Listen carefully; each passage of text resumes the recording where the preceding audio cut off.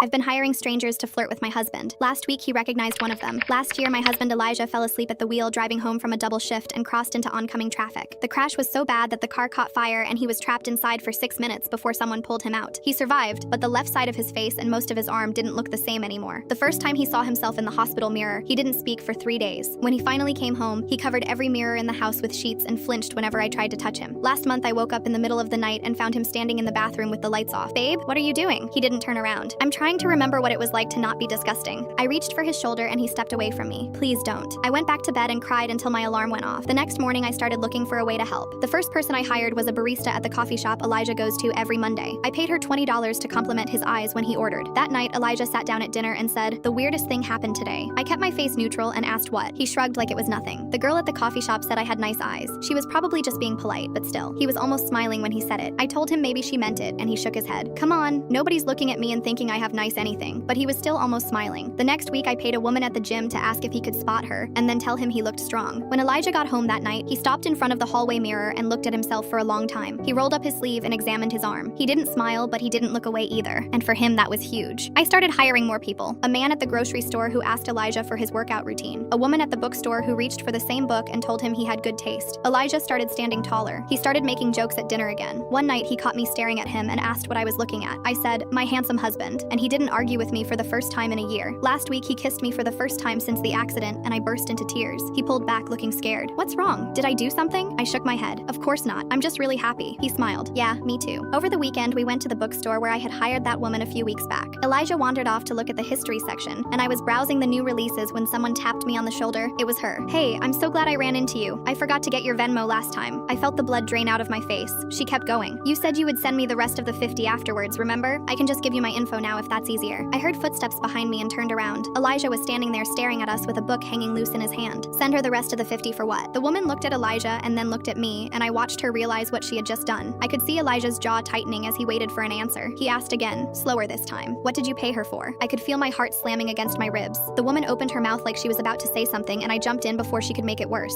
I told him she was a coworker, and I owed her for covering lunch a few times. The woman quickly smiled and agreed. Elijah looked at both of us for a long moment, then nodded and walked back to the history section. That night, I found Elijah standing in front of the bathroom mirror again, and this time he was smiling. I think I'm starting to feel like me again.